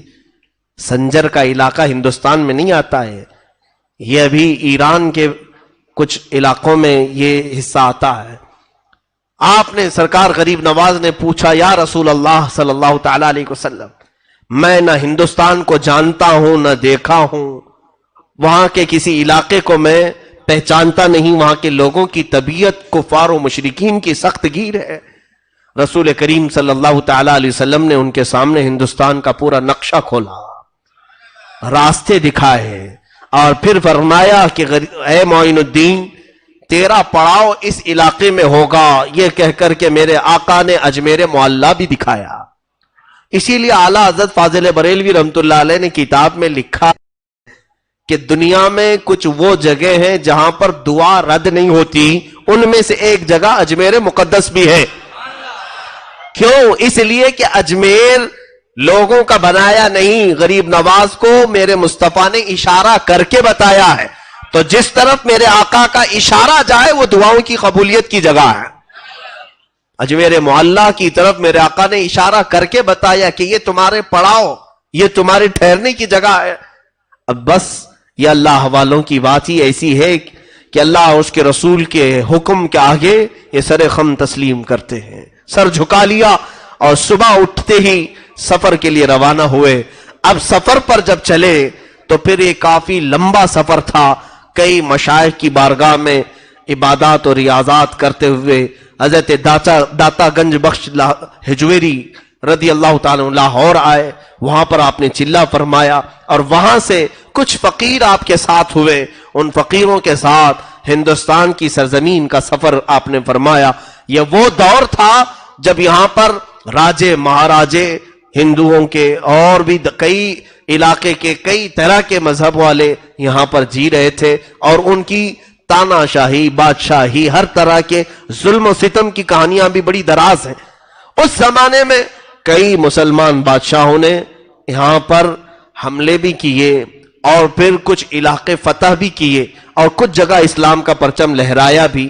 یہ وہ زمانہ تھا جب شہاب الدین غوری نام کا بادشاہ ہندوستان آتا اور یہاں کے راجوں سے لڑائی کرتا اور واپس شکست کھا کر کے جاتا تھا. کئی حملوں میں ایک وقت یہ آیا کہ 1,00,000 کی فوج لے کر کے وہ آیا, لیکن پھر بھی شکست کھا کر ہار کر واپس جا رہا تھا. اور اس وقت دلی کی سرزمین سے وہ نکل کر کے افغانستان کی طرف جا رہا تھا شہاب الدین غوری. یہ وہ وقت ہے جب سرکار غریب نواز 7 یا 8 فقیروں کے ساتھ ہندوستان میں داخل ہو رہے تھے. وہ داخل ہو رہے تھے جب یہ فوج شکست کھا کر ادھر جا رہی ہے اور 8 فقیر ادھر آ رہے ہیں. بادشاہ کی نظر پڑی فقیروں پر، درویشوں پر، روک لیا اپنی فوج کو، کہا انہیں لے آؤ، چہرے سے یہ مسلمان لگتے ہیں، اللہ والے دکھتے ہیں، بلا لاؤ. بلایا لایا گیا بادشاہ کے سامنے. حضرت خواجہ غریب نواز رضی اللہ تعالیٰ عنہ اور چند فقیر تھے. پوچھا کہاں کا ارادہ ہے، کہاں چلے ہو؟ حضرت غریب نواز نے آنکھیں نیچے جھکائی اور فرمایا ہندوستان فتح کرنے جا رہا ہوں. ظاہر سی بات ہے کوئی ایسی بات کہے اور ہاتھ میں کچھ بھی نہیں، سامنے والا تو ظاہری اسباب کو ہی دیکھتا ہے. بادشاہ زوردار کہا لگا کر کے فوجیوں سے کہا دیوانہ آ گیا، دیوانہ آ گیا. کہا کہ کہاں چلے ہو؟ ہندوستان فتح کرنے. یہ دیکھو میرے پیچھے 1 لاکھ کی فوج ہے، اتنے ہاتھی گھوڑے ساز و سامان ہتھیار یہ سب لے کر کئی بار میں نے حملے کیے. وہاں کی حکومتیں، وہاں کے راجے، وہاں کے مہاراجے بہت سخت گیر ہیں. شکست ہمیں ہر بار شکست کا سامنا کرنا پڑا، اور تم 8 فقیر مل کر کے کہہ رہے ہو ہندوستان فتح کرنے چلے. حضرت خواجہ غریب نواز رضی اللہ تعالیٰ عنہ نے اس کی سخت باتوں کا کوئی نوٹس نہیں لیا اور اپنے فقیروں کو ہاتھ میں پکڑا اور کہا چلو چلو چلتے ہیں. اور پھر کہا ہے بادشاہ غوری شہاب الدین، فرق تجھ میں اور مجھ میں یہ ہے کہ تو جب بھی جاتا ہے اسی فوج کے بھروسے پہ جاتا ہے، اور معین الدین صرف اللہ کے بھروسے پہ جا رہا ہے. میرا رب وہ سب سے بڑا بادشاہ ہے، اور جب وہ چاہے کسی کے قدم کو کہیں پر بھی جما دے. اور وہ الفاظ تاریخی تھے، آج بھی وہ الفاظ کی گونج ہر جگہ نظر آتی ہے. اسی معین الدین چشتی نے کہا تھا میں اللہ اور اس کے رسول کے بھروسے پر آیا ہوں. وہ بھروسہ اتنا کامل تھا کہ کوئی کچھ بھی میرے غریب نواز کا بگاڑ نہیں سکا. ہر طرح کی کوششیں ہوئی بھی، لیکن آپ کے قدم کو کوئی ذرا برابر ڈگمگا بھی نہیں سکا. عزیزان گرامی، یہ توکل غریب نواز کی زندگی سے ملتا ہے کہ ہمیں بھی یہ چاہیے کہ زندگی کے کام و کاج اللہ کے بھروسے پر کرو، رب تعالیٰ کی ذات پر چھوڑو. کوئی کیا بگاڑے گا، کسی کی کیا مجال ہے، کیا حیثیت ہے. ظاہری طور پر کوئی اگر کچھ تکلیفیں پہنچائے تو یہ ہمارے آزمائشوں کا دور ہوتا ہے. رب تبارک و تعالیٰ جب کسی کو مقام دیتا ہے تو پہلے اسے آزمائش سے گزارتا ہے، امتحانات سے گزارتا ہے. حضرت خواجہ غریب نواز رضی اللہ تعالیٰ عنہ کی سیرت پر بہت ساری باتیں ہیں، لیکن میں آج مختصر سے آپ کو گھیر دوں. اجمیر معلیٰ پہنچے تو یہاں بہت سارے مقابلے بھی ہوئے جادوگروں سے اور بہت سارے راجوں سے. کبھی انہوں نے پانی روکا، کبھی کھانا روکا، کبھی آپ کی جھوپڑیاں اجاڑ دیں، کبھی پتھر آپ کے اوپر ڈالے، سب کر کے دیکھ لیا. لیکن وہ فقیر جہاں بیٹھا تھا بیٹھا ہی رہ گیا، وہ درویش جہاں پر تھا آج تک ہے. یہ لوگوں کو ان سے بھی سبق لینا چاہیے. 5 سال کے بعد جو بار بار ہاتھ دے کر کے اوٹ مانگنے آتے ہیں، بھیک مانگنے آتے ہیں، کچھ بھی دکھا دکھا کر کے. ابھی تک تو لوگ کرنٹ کی بات کرتے ہیں، ہم کرنٹ دیں گے آپ کو، یعنی پبلک سمجھتی نہیں ہے کرنٹ دیں گے کا مطلب ہے شاک دیں گے، یعنی وائر لگا دیں گے، تم اوپر سے نیچے ہل جاؤ گے. دیہاتوں والے بہت سارے بیچارے خوش ہو جاتے ہیں، ارے اس بار کی حکومت آ رہی ہے، وہ کہہ رہی ہے 24 گھنٹہ کرنٹ دے گی، 24 گھنٹہ کرنٹ دے گی. انہیں پتا نہیں ہے بیچاروں کو یہ کرنٹ کون سا دینے والے ہیں. پوری باڈی پر کرنٹ لگائیں گے اور اتنا ہلو گے کہ 5 سال تک ہلتے ہی رہو، اور پھر کرنٹ دیں گے ابھی چند مہینوں کے بعد. ہاں دیکھنا الیکشن کے مدوں میں یہی ہوتا ہے، ہم آپ کو بجلی دیں گے، کرنٹ دیں گے، پانی دیں گے، یہی سب. یہ بہت پرانے وعدے ہو گئے ہیں، کچھ نیا لانا چاہیے. اور شاید اس بار کی جنریشن ان کو ووٹ دے گی یہ کہنے پر کہ ہم آپ کو آئی فون دیں گے. ہو سکتا ہے یہ بھی مدعے آئے ہیں، لیکن میرے سرکار غریب نواز نے کسی کے سامنے کوئی ایسی بڑی بات کہہ کر کے حکومت مانگی نہیں. کبھی کسی پر ظلم کر کے یا کسی کو مار کر کے اپنا تخت بچھایا نہیں یا اپنی کرسی بٹھائی نہیں. یہ تو رب ذوالجلال نے انہیں بٹھایا ہے کہ کوئی ہلا نہیں سکا کرسی. اور چاہے کوئی بھی آئے لیکن وہ سر جھکا کر آج بھی اس بادشاہ اعظم کے دربار میں پہنچتا ہے. انگریزوں میں جب یہاں 200 سال تک تھے، ایک بڑا مشہور رائٹر ہے، انگریز تاریخ لکھتا ہے، وہ واپس انگلینڈ جا کر کے ایک کتاب لکھا ہے اور کہا ہے ہندوستان میں بہت عجیب و غریب چیزیں میں نے دیکھا ہے، تاج محل ہے، فلاں محل ہے، اور بھی بہت ساری چیزیں، لیکن ایک بہت انہونی بات مجھے نظر آئی اس تاریخ میں۔ وہ لکھتا ہے کہ راجستھان کا علاقہ اور اجمیر ایک شہر ہے، وہاں پر ایک قبر بنی ہے اور وہ سب پر حکومت کر رہی ہے۔ اس انگریز نے لکھا ہے کہ ہم نے زندوں کو حکومت کرتے ہوئے دیکھا ہے، لیکن ہندوستان میں ایک قبر حکومت کر رہی ہے۔ اس کی نظر میں قبر ہے، لیکن ہماری نظر میں وہی جنت الفردوس ہے۔ یقیناً وہ اعلیٰ مقام پر پہنچے ہوئے ہیں جنت الفردوس میں۔ عزیزان گرامی، سرکار غریب نواز رضی اللہ تعالیٰ عنہ کی حکومت جو دلوں پر قائم ہے، ہم میں سے کون انہیں دیکھا ہے؟ ہمارے باپ داداؤں میں سے کون انہیں دیکھا ہے؟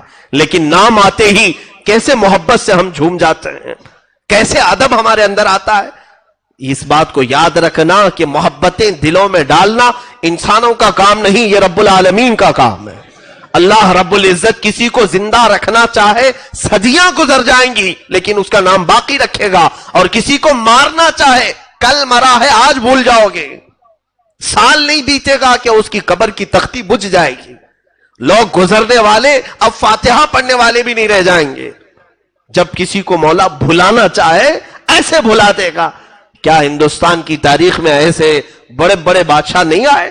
میں سب کی بات کر رہا ہوں، چاہے وہ کافر ہو چاہے مسلمان ہو، جنہوں نے نفع کا کام کیا انہیں اللہ نے ہمیشہ باقی رکھا، اور جنہوں نے تکلیف پہنچائی اور کچرے کا کام کیا ہے انہیں اللہ تعالیٰ نے ذلیل کیا اور برباد کیا۔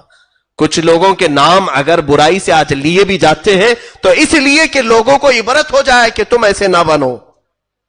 عزیزان گرامی وقار، سرکار غریب نواز رضی اللہ تعالیٰ عنہ کی شان کریمانہ اور ایسی کہ بابا فرید الدین گنج شکر فرماتے ہیں میں نے تقریباً 20 سال غریب نواز کو دیکھا، ایک بار بھی آپ کو غصہ آتے ہوئے نہیں دیکھا، کبھی غصے میں کسی کو بات کرتے نہیں دیکھا۔ جب کبھی کوئی آتا، حتیٰ کہ آپ کی مجلس میں ایک مرتبہ ایک آدمی قتل کرنے کی ارادے سے چھری اندر لے کر کے آیا ہے، زہر میں اچھی طرح سے بجھا کر کے، اور محفل میں بیٹھے اور لوگ اٹھتے گئے، اسے اچھا موقع تھا۔ سرکار غریب نواز نے اپنا چہرہ اٹھایا اور اس کی طرف دیکھ کر کہا، میاں جس کام کے لیے آئے وہ کام پورا کر لو، آپ جس کام کے لیے آئے وہ پورا کر لو۔ اس کے ہاتھ پیر کانپنے لگے۔ یہ کشف تھا سرکار غریب نواز کا جو دل کی حالت کو جان لیا۔ کہا اٹھو، جس کام کے لیے تم آئے وہ پورا کر لو۔ اٹھا تو چھری گر گئی، کانپنے لگا، اور حضرت غریب نواز نے اٹھایا اور چھری دیا اور کہا میں تمہارے ساتھ سخت لہجے میں بات نہیں کر سکتا، کہیں تمہارا دل ٹوٹ نہ جائے۔ اور یہی وہ محبت کے جملے تھے جو اس کا دل پگھلا گئے، اور ایسا مرید ہوا کہ زندگی بھر غریب نواز کے ساتھ رہا، اور آپ نے اسے حج بھی بھیجا، اور حج کے دوران اس کا انتقال ہوا، مکہ مکرمہ میں اس کے دفن بھی ہوا۔ جس نے قتل کے ارادہ کیا، یعنی سچ بتاؤ کہ غریب نواز کی سیرت سننے کے بعد میرے آقا کی یاد آتی ہے نہیں؟ رسول کریم صلی اللہ علیہ وسلم، بچپن کا حال ہے، بچپن میں چھوٹے سی عمر میں سرکار غریب نواز رضی اللہ تعالیٰ عنہ کے والدین بہت اچھے خوشحال گھرانے میں تھے۔ جب آپ عیدگاہ جا رہے تھے تو ایک بچے کو دیکھا جو پھٹے پرانے کپڑوں میں رو رہا تھا عیدگاہ میں۔ غریب نواز رضی اللہ تعالیٰ عنہ نے اس کا ہاتھ پکڑا اور پھر کیا بات کی، کہا کہ دیکھو آج عید ہے، ایسا کرتے ہیں آدھا آدھا کر لیتے ہیں، آدھے میرے کپڑے تم لے لو، آدھے تمہارے کپڑے مجھے دے دو۔ اپنے آدھے کپڑے اسے دے دیے، جبہ اسے دیا، نیچے کی تہبند یا جو بھی رہی وہ آپ نے عمدہ قسم کی پہنی، اور پھٹا ہوا اس کا کپڑا اپنے زیب تن کر لیا اور اپنا اس کو دیا، اور کہا یوں مت سمجھنا کہ میں سب دے دیا، آدھا تیرا آدھا میرا، دونوں ہم برابر برابر ہیں۔ یہ بچپنے کے حالت میں غریب نواز، اسی لیے غریب نوازی جو ہے آپ کی پیدائشی تھی۔ اور یہاں پر حال یہ تھا، سرکار غریب نواز رضی اللہ تعالیٰ عنہ کے دربار عالی جاہ میں جب کبھی کوئی ضرورت مند آیا تو کبھی آپ نے اسے نہ نہیں کہا۔ آپ کے لنگر خانے میں پکانے والا جو باورچی ہے وہ بھی اللہ کے ولی تھے، وہ کہتے ہیں جب جب لنگر خانے میں مال کی ضرورت ہوتی میں آتا حضور غریب نواز کے پاس پیسہ مانگنے کے لیے، آپ مسلح اٹھاتے اور کہتے کہ جو ضرورت ہو لے لو. کبھی غریب نواز نہ مسلح کے نیچے دیکھتے تھے اور نہ کبھی میرے ہاتھ کی طرف کہ کتنا لیا ہے. میں ان کے مسلح کے نیچے سے جتنا مال ملتا تھا سب لیتا اور ضرورت کے بھر میں لنگر خانے میں چیزیں لاتا. پوری زندگی گزری, کبھی نہ لنگر خانے میں مجھے کوئی چیز لانے میں کمی نہیں ہوئی, اور کبھی سرکار غریب نواز نے مجھ سے سوال نہیں کیا, مجھ سے حساب بھی نہیں لیا. وہ عطائیں تھی آپ کی, اس طرح کی عطائیں. جمال تو ایسا, اللہ اکبر, عطا کرنے پر آئیں تو ایسے عطا کریں کہ سرکار غریب نواز رضی اللہ تعالیٰ عنہ کے مزار اقدس کے باہر حضرت علامہ ارشد القادری رحمۃ اللہ علیہ نے واقعہ نقل فرمایا ہے, اور بڑا دل کو ہلا دینے والا واقعہ ہے. فرماتے ہیں کہ آپ کے دربار کے سامنے بھی ایک ولی تھے. اولیاء میں دو کیٹیگریاں ہیں, کچھ اولیاء جمالی ہوتے ہیں, کچھ جلالی ہوتے ہیں. کچھ کی مزاج میں شدت ہے, کچھ کی مزاج میں نرمی ہے. حضرت غریب نواز رضی اللہ تعالیٰ عنہ کے دروازے کے باہر آج بھی ایک مزار تھا. وہ ایک بہت بڑے ولی کامل تھے سلسلہ چشتیہ کے, ان کی بھی قبر وہاں پر تھی. ان کی بھی قبر, ظاہر سی بات ہے ہر کوئی اپنے پیر کے آس پاس دفن ہونے کو پسند کرتا ہے. وہ ولی بھی وہیں دفن تھے. ایک زمانے میں ایک خاتون غریب نواز کی بارگاہ میں منتیں کر کر کے, دعائیں کر کر کے ایک بچہ مانگی تھی. بچے کی ولادت ہوئی. اللہ ہی دیتا ہے, دربار اولیاء سے دیتا ہے. رب تعالیٰ ان کی باتوں کو پسند فرماتا ہے. اور وہ عورت اپنے بچے, 1 سال کے بچے کو لے کر کے آئی تھی شکرانے کے لیے اجمیر معلیٰ میں غریب نواز سرکار کے دربار میں. لیکن وہ باہر ہی ابھی بیٹھی تھی. جو ولی کامل غریب نواز کے سلسلے میں تھے, ان کا نام میں ذکر نہیں کر رہا ہوں, وہ باہر جہاں ان کی قبر تھی وہاں وہ عورت بیٹھی تھی. ان کی قبر کے پاس بچے نے پیشاب کر دیا. بچہ بچہ ہوتا ہے. اب جب پیشاب قبر پر بہنے لگا تو اچانک قبر سے ایک ایسا اچھال آیا کہ بچہ ہوا میں اڑا, نیچے گرا اور سر پھٹ گیا. اسی وقت بچے کی آہیں نکلی اور سانس بند ہو گئی. بچے کے دل کی دھڑکنیں بند. وہ عورت بے ساختہ پکارنے لگی. بڑی منتوں کے ساتھ ایک بچہ ملا تھا. بچے نے جو غلطی کی لیکن یہ بچہ یہی مر گیا اجمیر میں. وہ رونے لگی سرکار غریب نواز کے دربار. یہ وفات کے بعد کی بات بتا رہا ہوں. بہت رو کر کے کہنے لگی کہ جب آپ کے ہی دربار سے بھیک مانگ کر میں گئی تھی تو اللہ نے مجھے بیٹا عطا کیا, اور اگر یہ واپس ہی جانا تھا تو پھر یہ بچہ آیا کیوں جو میری آنکھوں کو اتنے دن ٹھنڈک پہنچایا. میں کیسے صبر کروں گی, کیسے برداشت کروں گی. یہ کہتے کہتے وہ تھک ہار کر کے غریب نواز سرکار کی چوکھٹ پر گر گئی.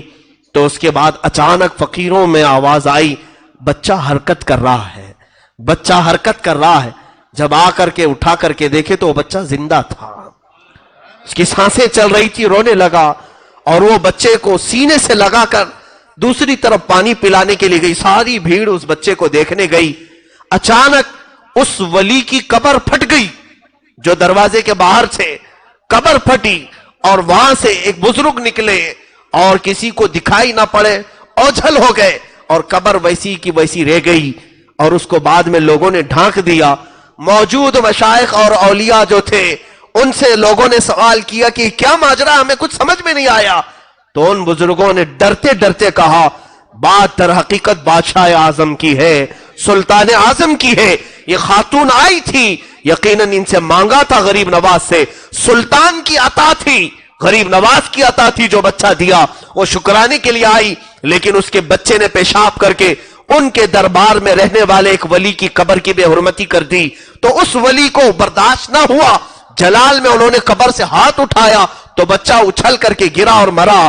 لیکن سرکار غریب نواز کو اس خاتون کا رونا دیکھا نہ گیا, اور غریب نواز نے رب ذوالجلال کی بارگاہ میں عرض کی, مولا اس بچے کو تقدیر شبہ مبرم سے تو عمر عطا فرما.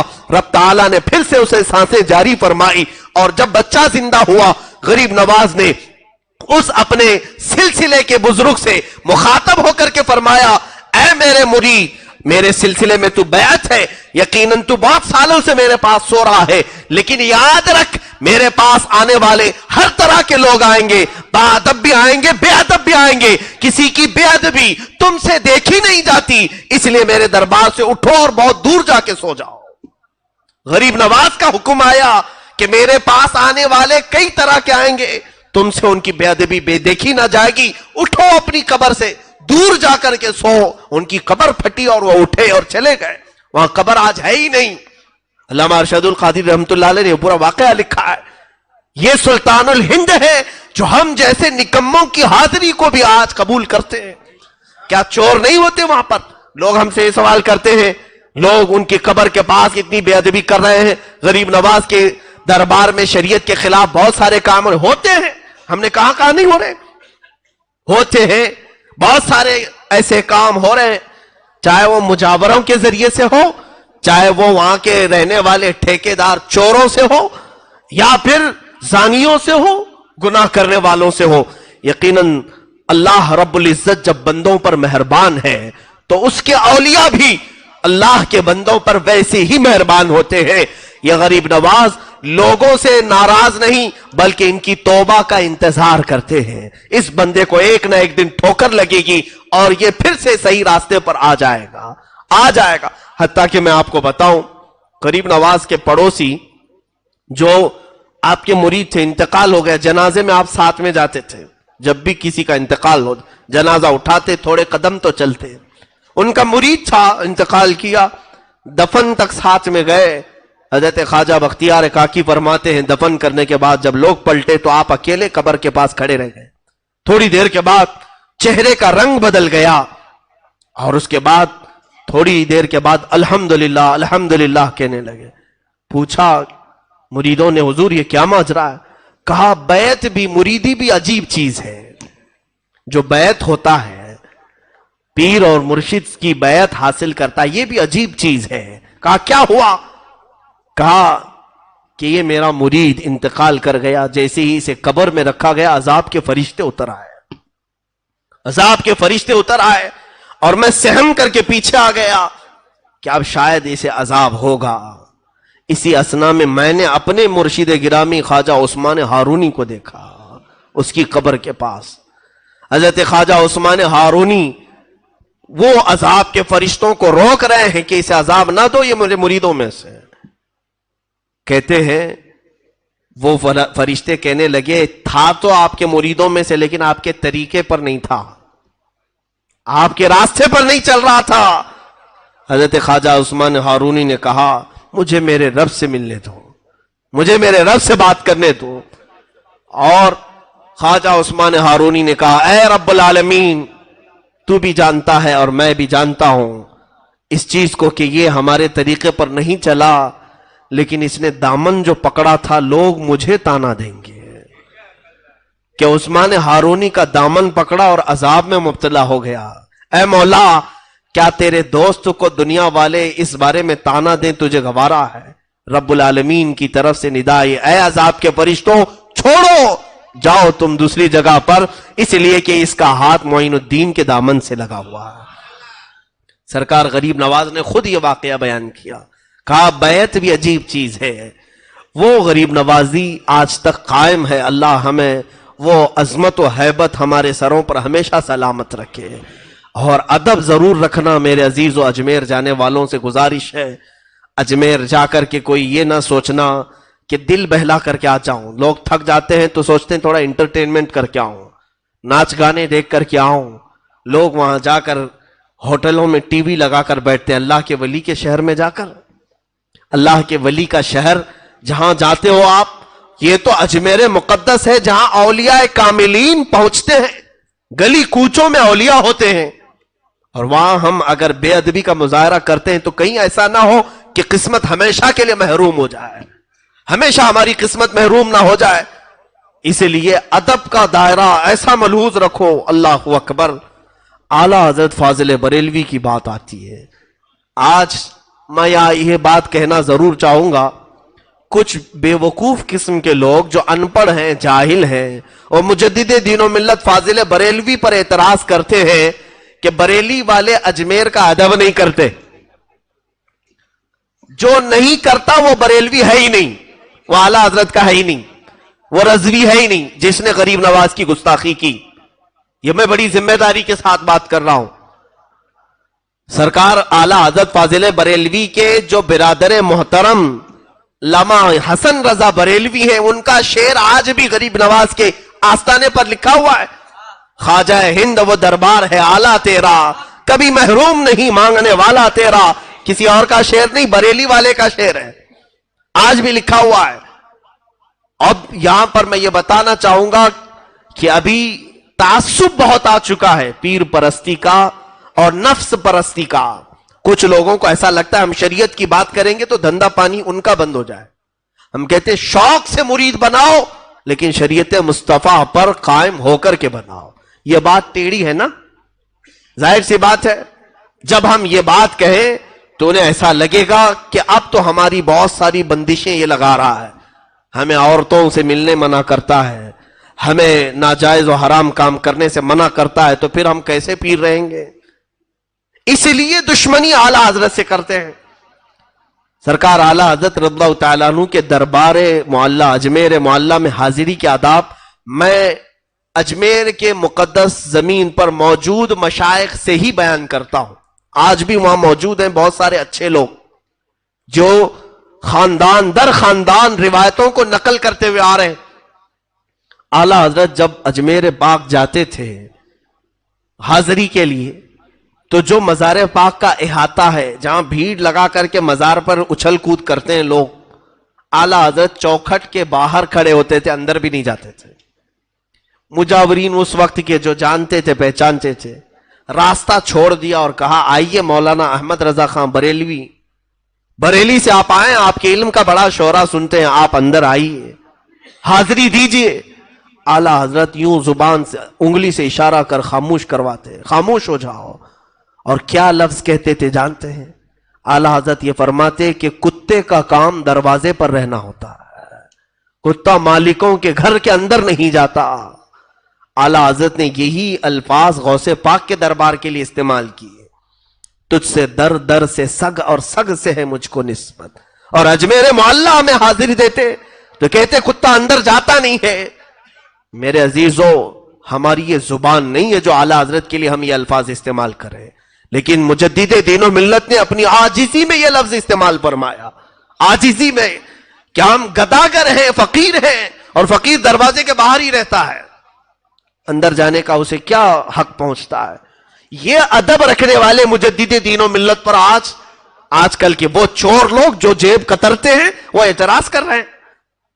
عورتوں کو اندر کر کے پیسے نوچ لیں اور ان کا مال حرام طریقے سے کھا لیں, وہ اس شان والے مجدد پر اعتراض کریں. بہت افسوس کی بات ہے. پڑھو, علم حاصل کرو, جہالت سے توبہ کرو, اور تمہیں پتا چل جائے گا کہ اولیاء کا ادب کیسے کرتے تھے. آج تمہیں خود بھی ادب سیکھنا ہو تو ان اولیاء کو دیکھو کہ یہ کیسے ادب کرتے ہیں. بہرحال سرکار غریب نواز رضی اللہ تعالیٰ عنہ کا آخری وقت تھا. پہلی رجب سے آپ اپنے اس حجرے میں بند ہو گئے جس میں آج آپ آرام فرمائیں. جہاں پر آپ کی قبر ہے یہی آپ کا گھر تھا, یہی آپ کی جھونپڑی تھی جس پر گنبد بنا ہے. یہ حجرے کے دروازے آپ نے بند کر لیے. پہلی رجب کو جو گئے, دوسری میں باہر نہیں, تیسری میں باہر نہیں, چوتھی میں نہیں, پانچویں میں نہیں, 6 رجب تک دروازہ نہیں کھلا. نہ کوئی پانی باہر سے گیا ہے, نہ کوئی کھانا باہر سے گیا ہے. مریدین انتظار میں تھے کہ شیخ اب نکلیں گے کہ اب تب نکلیں گے. 6 رجب تک ذکر اللہ کی آواز آتی تھی جو سرکار غریب نواز رضی اللہ تعالیٰ عنہ کا خاص ذکر تھا. لیکن اچانک 6 رجب المرجب کی دوپہر کے وقت, ظہر کا وقت تھا, ذکر کی آواز بند ہو گئی. ذکر کی آواز بند ہوئی تو موجود جو آپ کے مریدین متوسلین تھے, دروازہ توڑ کر جب وہ اندر گئے تو دیکھا ایک چارپائی پر آپ نہایت ہی آرام سے سوئے ہیں. آپ کی پیشانی سے پانی کے قطرے ٹپک رہے ہیں اور جسم ایسا لگتا تھا جیسے کوئی غسل دے کر کے سلایا ہے.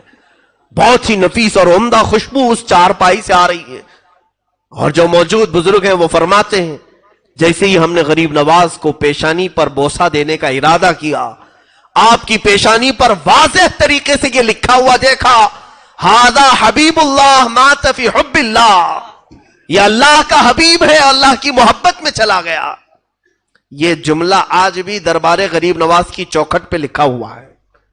آج جانا تو اس جملے کو دیکھنا کہ غریب نواز کی وفات کے وقت آپ کی پیشانی پر یہ جملہ لکھا ہوا تھا۔ وہ اللہ والا اللہ کی محبت میں دنیا سے گیا ہے اور ہزاروں کو نواز کر کے گیا، اب بھی نواز رہا ہے۔ دربار غریب نواز میں ہماری یہ عقیدت قبول ہو جائے۔ مولا ہم اجمیر پہنچ نہ سکے، ہم بڑی دور ہیں، مگر ہماری یہ آوازیں اجمیر تک تو پہنچا دے۔ اس غریب نواز کے دربار تک ہم غریبوں کی آہیں پہنچا دے، ہمارے سوالات وہاں تک پہنچا دے۔ اے رب ذوالجلال، عطا تو ہی کرتا ہے، مگر مولا دروازے غریب نواز سے ہم تیری بارگاہ میں سوال کرتے ہیں۔ آج تیرے اس معین الدین حسن چشتی کا یوم وصال ہے، ان کی شب ششم ہے مولا، اس شب کی برکت سے ہم سب کے دلوں کی اندھیریوں کو دور فرما دے، ہمارے دلوں کی کدورت کو دور فرما دے، گھروں کی بے برکتیوں کو دور فرما دے۔ اللہم ربنا وآتنا ما وعدتنا علی رسلک ولا تخزنا یوم القیامہ انک لا تخلف المیعاد۔ ختم خواجگان کرنے کا میں نے آپ سے اعلان کیا تھا، مختصر طریقے سے با ادب ہو کر بیٹھ جائیں، دو زانو ہو کر، جیسے نماز میں قعدے میں آپ بیٹھتے ہیں۔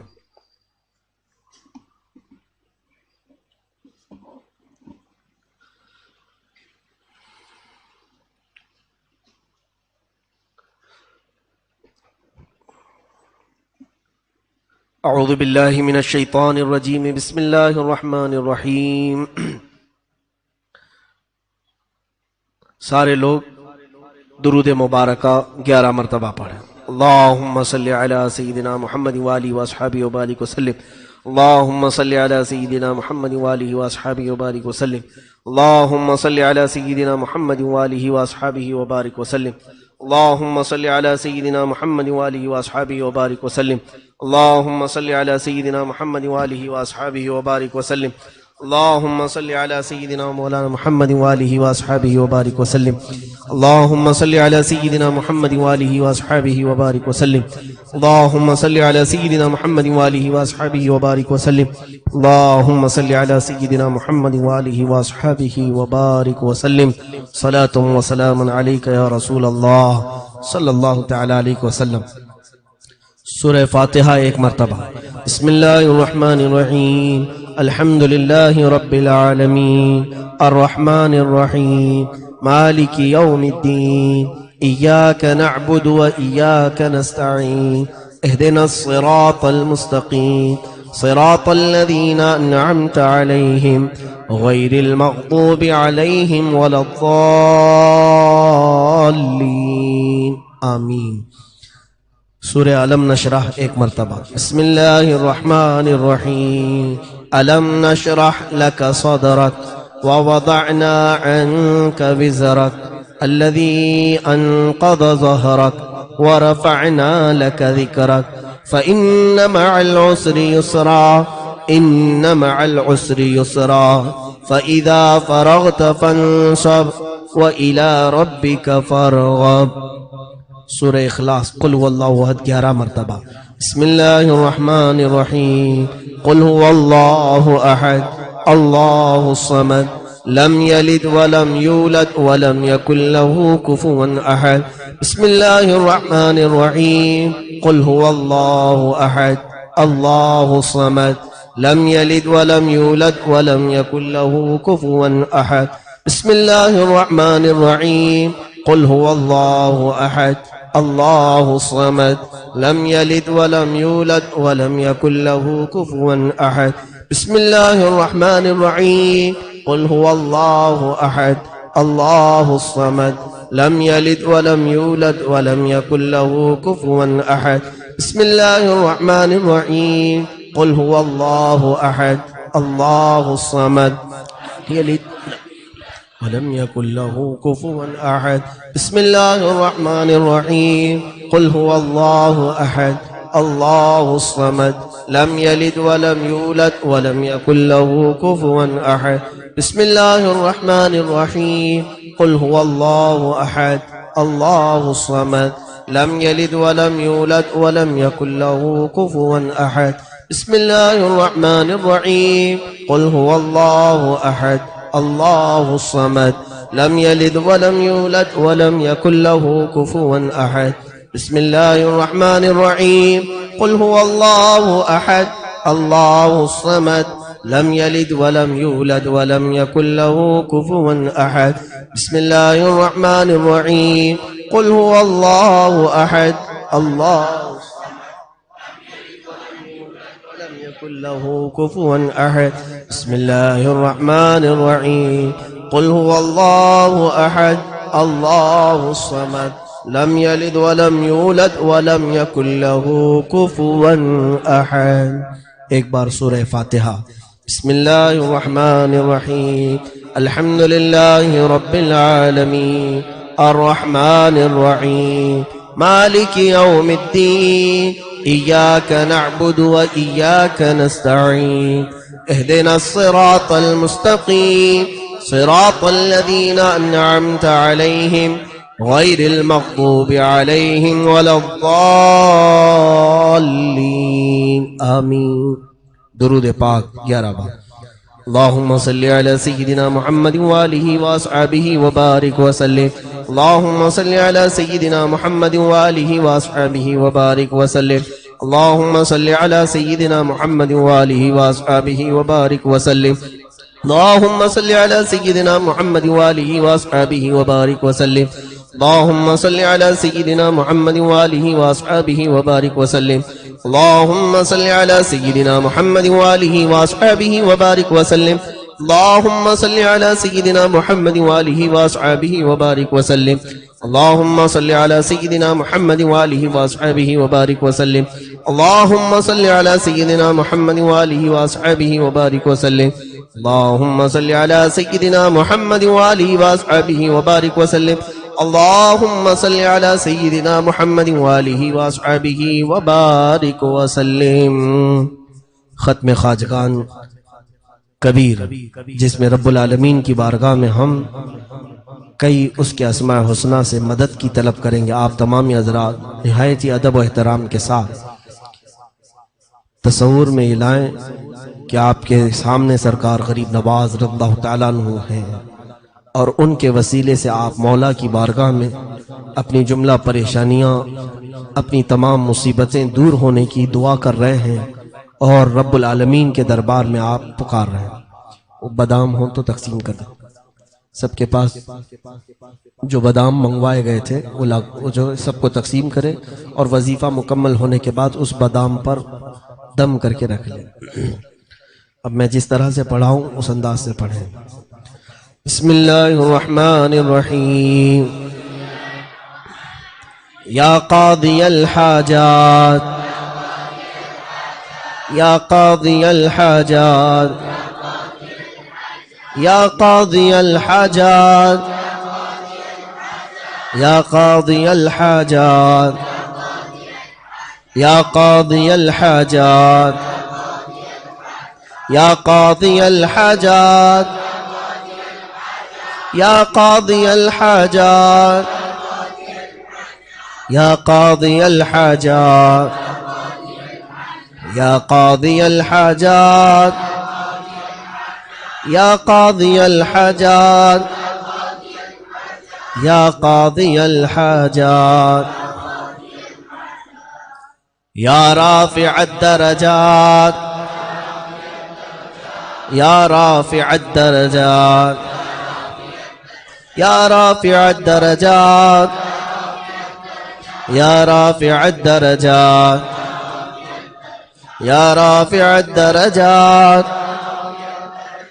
یا رافع الدرجات یا رافع الدرجات یا رافع الدرجات یا رافع الدرجات یا رافع الدرجات یا رافع الدرجات